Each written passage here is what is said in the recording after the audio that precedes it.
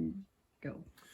Good afternoon. I'm Ken Huyen with Marshall County 4-H Advanced Electric, and this is our fourth and final session. And today we're going to talk about HMIs, or human machine interfaces, and PLCs, programmable logic controllers. To get started with, we always start our projects with safety.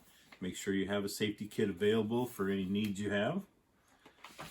And then also, if you need a manual, you can pick it up at the Marshall County Electric, RAMC Electric office, or the extension office in Plymouth.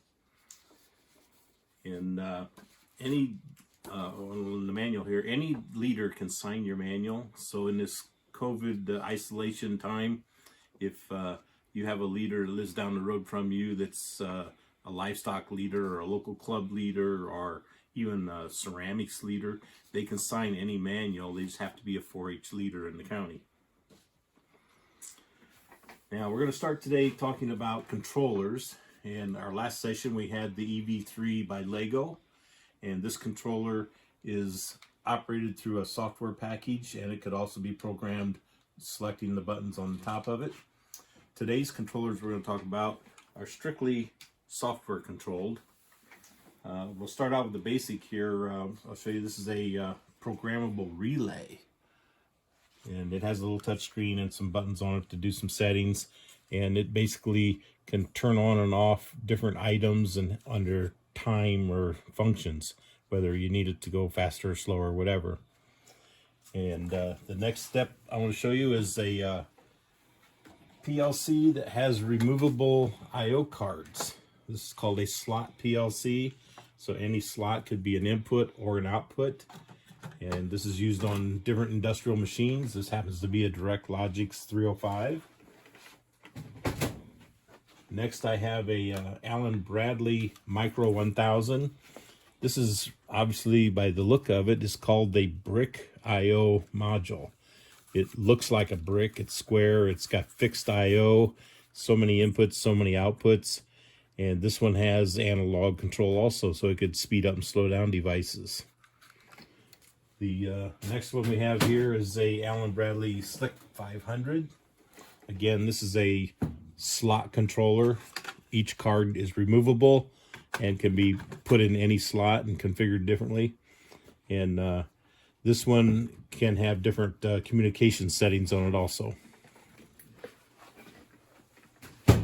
Today we're going to be using an Allen Bradley controller. It's the Micro 1400.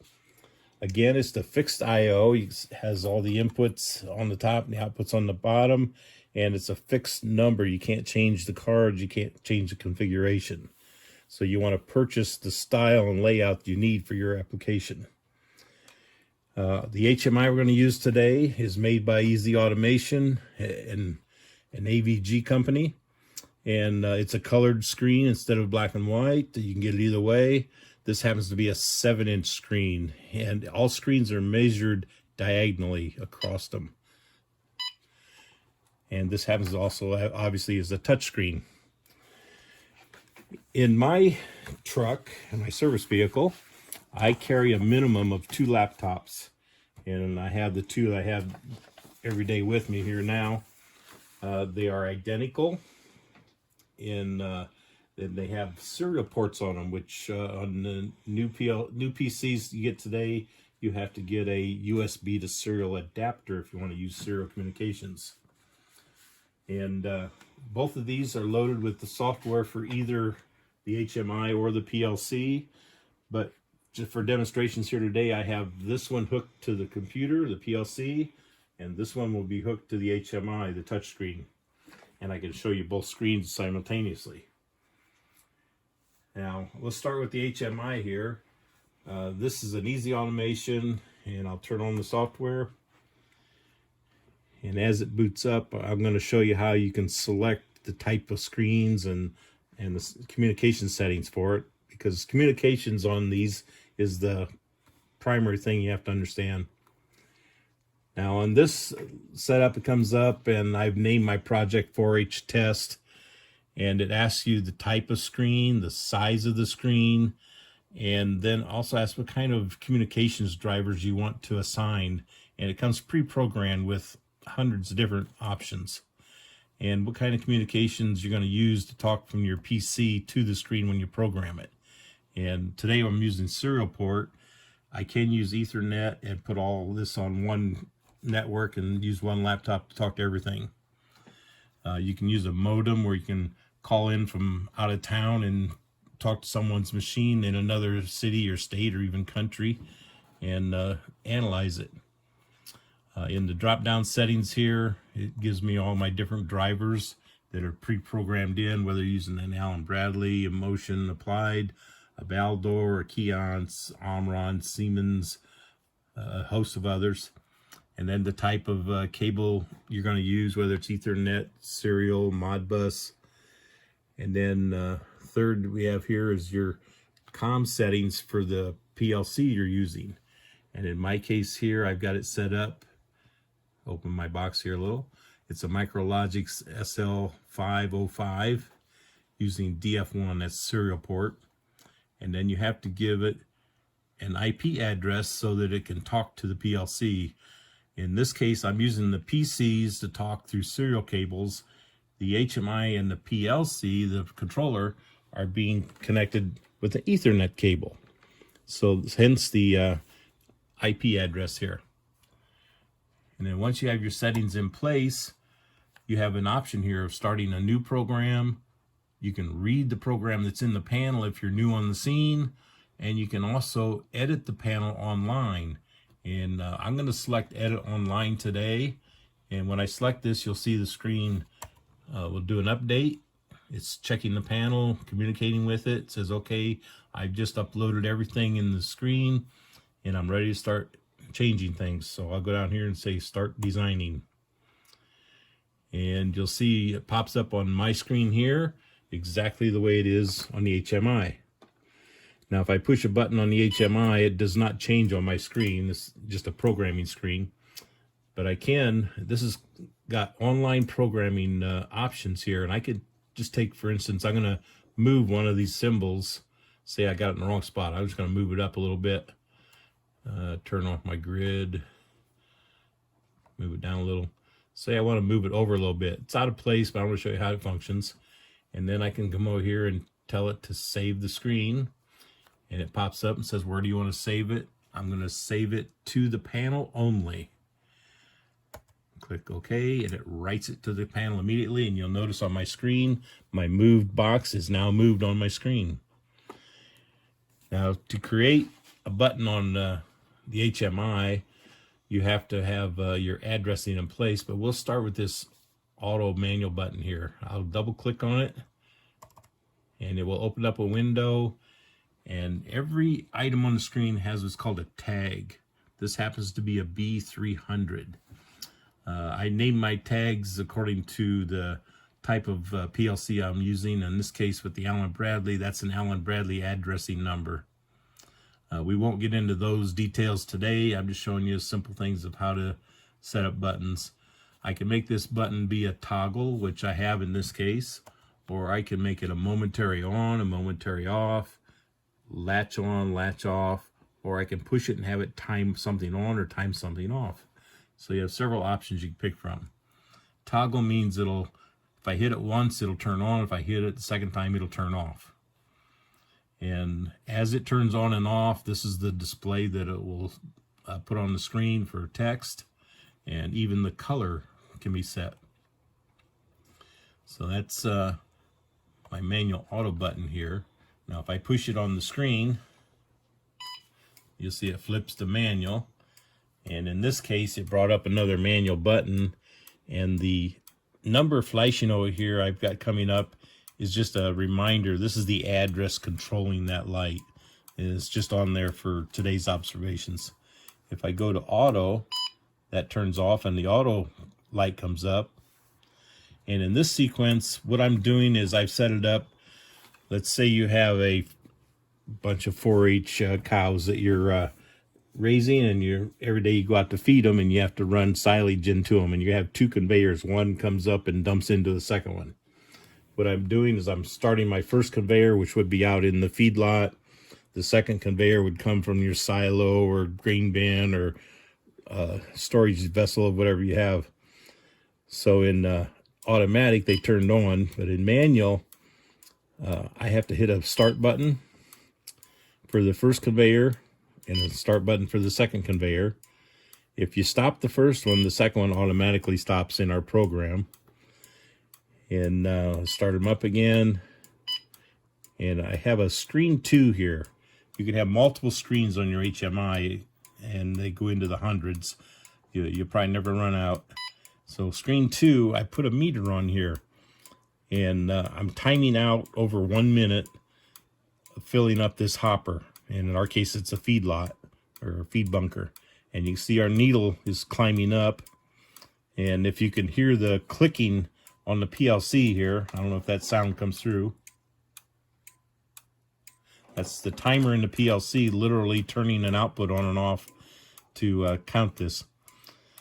And as it climbs around, I've got it pre-programmed. When it gets to 99%, it automatically will shut it off, even though I turn it on in the manual mode here.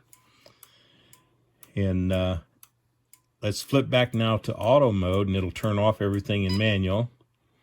And auto, I've got it set to delay. And you can see it delays out and starts the first one. It's delaying out to start the second one. And then if I go to my second screen, you'll see my needles moving. In this case, I've set it to go to 30% full and shut off.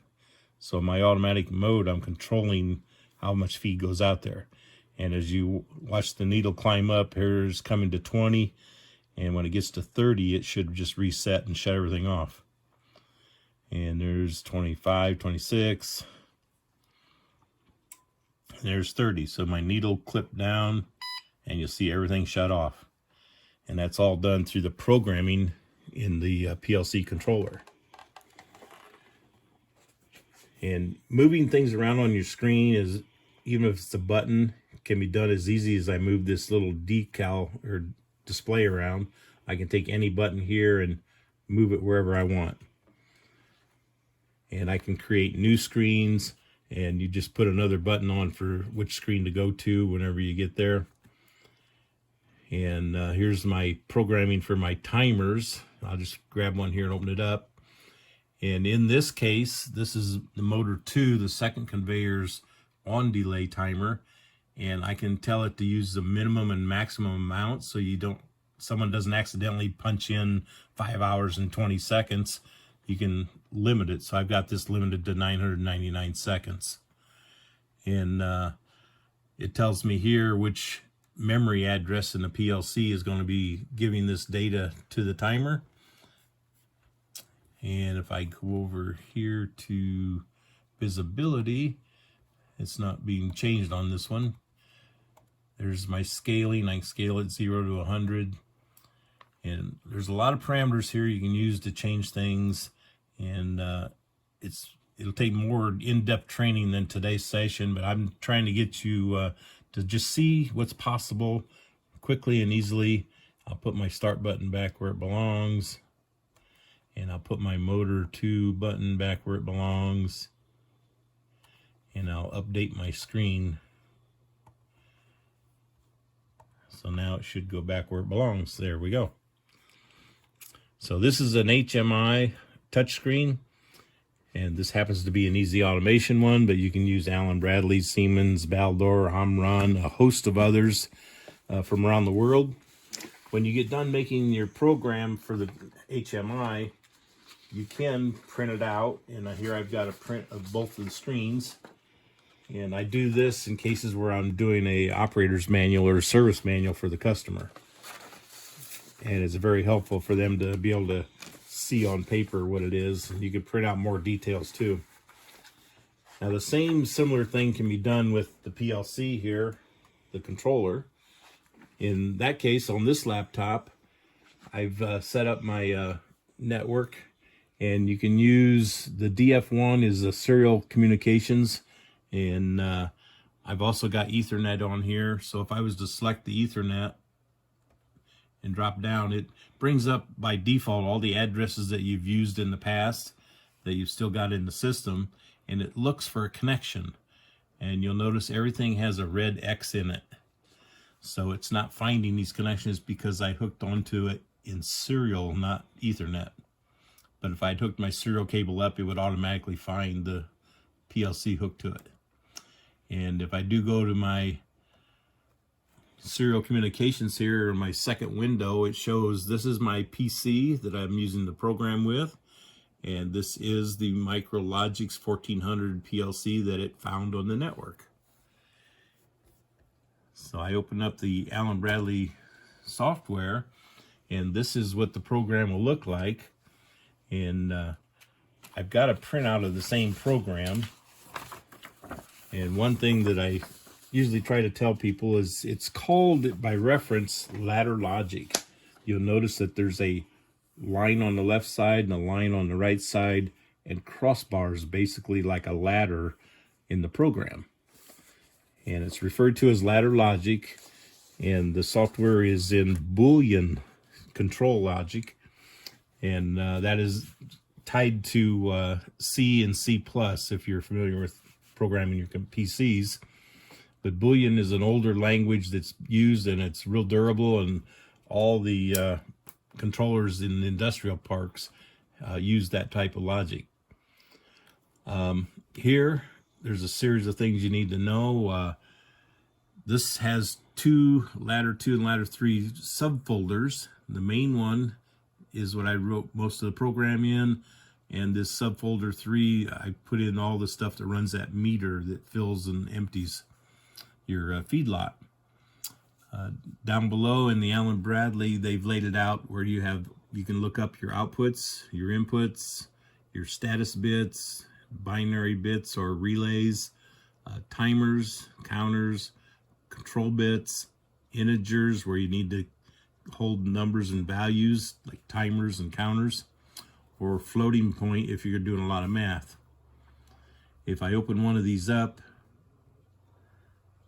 I'll do the inputs. It shows every input assigned to this PLC, and if I hit usage here, it'll put a 1 every place it's used. Now, because I'm using the HMI to do all the controls here, I haven't assigned any real-world discrete inputs.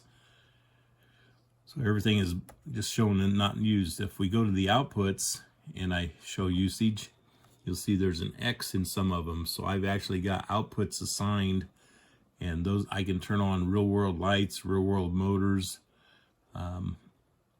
any function you want to assign to your operation. Now let's get back to our ladder logic here. There's several things. There's the addressing. Here's my B bits that I showed you on this down here, the B3 binary relays. That's an internal relay that's assigned.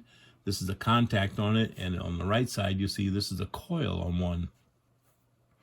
And there's different functions here. This is a less than or equal to function. And this is for my meter. When my meter gets to 95%, it will turn off the controller and stop filling it.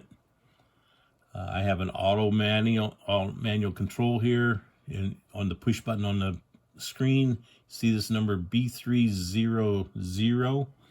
If I come over to the auto button on the HMI and open it up, B300. So the same address is used on the HMI as on the PLC, just to carry them back and forth. Now, if you want to, you could actually use the text description on the HMI and use that as what you're looking at also.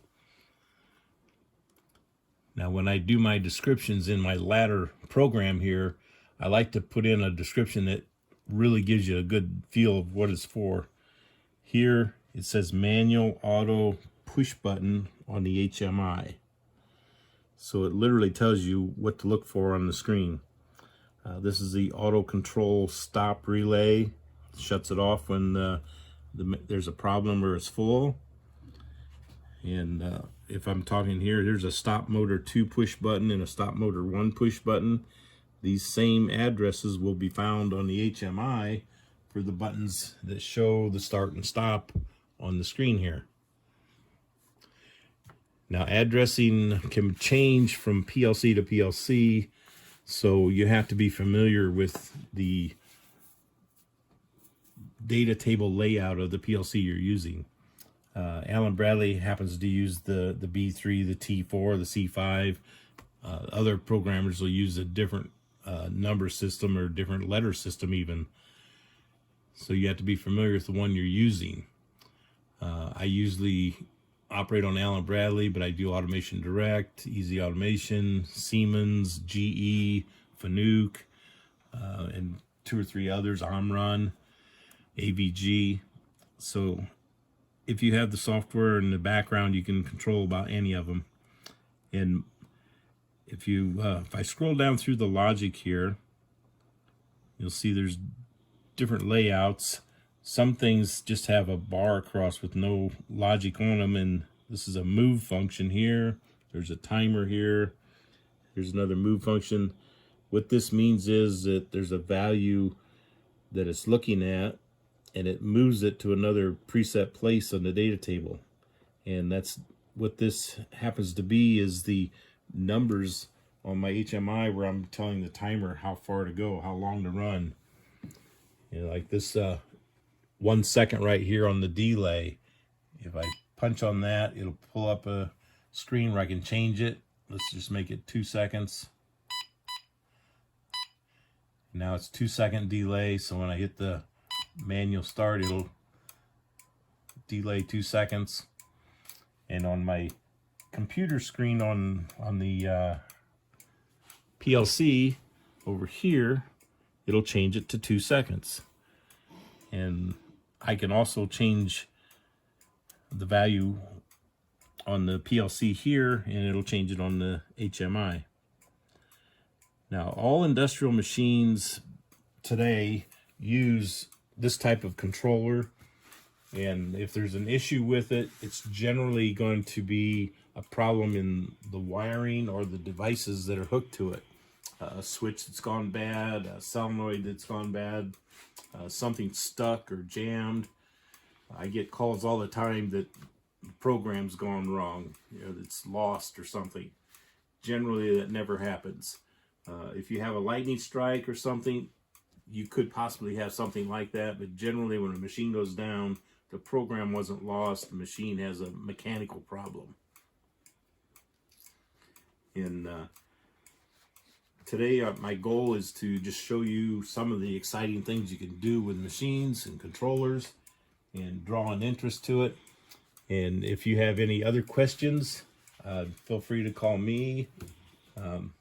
If you have your project done for this year, what I'm wanting you to do is do a short video like the ones I've done. Show your project, discuss it, give details on it. If you want to do it in still pictures and do it like a poster and send in a photograph, that's fine too. The extension office is going to have all the requirements for your project, whether it's electric or livestock or ceramics or glass etching. Just go to the extension office website, look up your project and see what they're requiring this year for the program for you turning in your project because of the COVID. What I'd like the electric members to do in Advanced Electric is do a short video showing their project. And you can get that to me or the extension office and we'll get you entered in. Thanks for listening, and hope to see you next year when we can actually meet in the classroom. Thank you. I'm Ken Huyen with the 4-H Advanced Electric.